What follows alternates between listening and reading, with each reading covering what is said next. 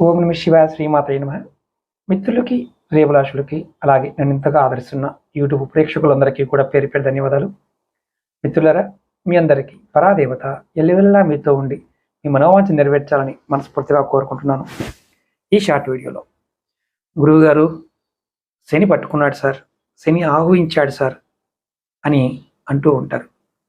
జాతకంలో ఏలునాటి శని, అర్ధాష్టమి శని, అలాగే శని మహర్దశ, శని 7.5 ఇలా నడుస్తున్నప్పుడు సహజంగా కొన్ని జరుగుతాయి.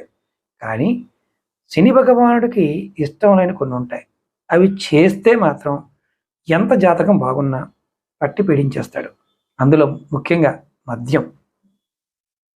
మద్యం ద్వారా తాత్కాలిక ధైర్యాన్ని ఇస్తాడు.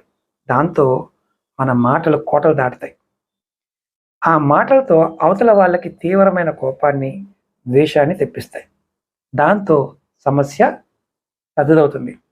అది కూడా శని భగవానే చేస్తాడు.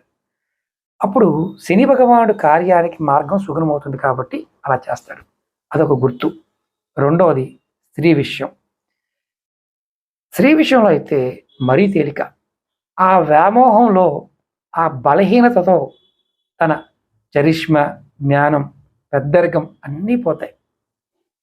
వాళ్ళ చూపు కోసం, సుఖం కోసం జీవితంలో ఏనాడు కూర్చొని కూడా, అంటే దాన్ని ఏమంటామంటే వాళ్ళ దగ్గర కూర్చోవడానికి కూడా ఇష్టపడిన వాళ్ళతో కూడా సన్నిహితాన్ని ఇస్తాడు.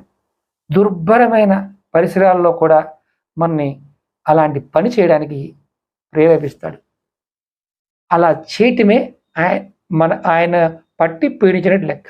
మీరెవరికైనా సరే మీ జీవితాల్లో, మీ కుటుంబ సభ్యుల్లో ఇలాంటి అవలక్షణాలతో బాధపడుతున్నారు అంటే వారి జాతకంలో శని బాగోలేదని అర్థం.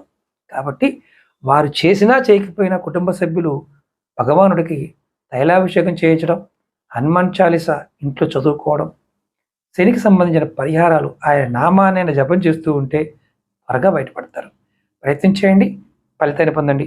ఎవరైనా ఇలాంటి సమస్యలతో బాధపడుతున్న వారికి ఈ వీడియోని ఖచ్చితంగా షేర్ చేయండి. అలాగే కొత్తగా చూస్తున్నారా, ఛానల్ సబ్స్క్రైబ్ చేసుకొని ఒక లైక్ బటన్ నొత్తండి. ఇష్టమైన వారు స్వామివారి నామాన్ని కామెంట్ రూపంలో తెలియచేయండి. ఓం నమః శివాయ, శ్రీమాత్రే నమః.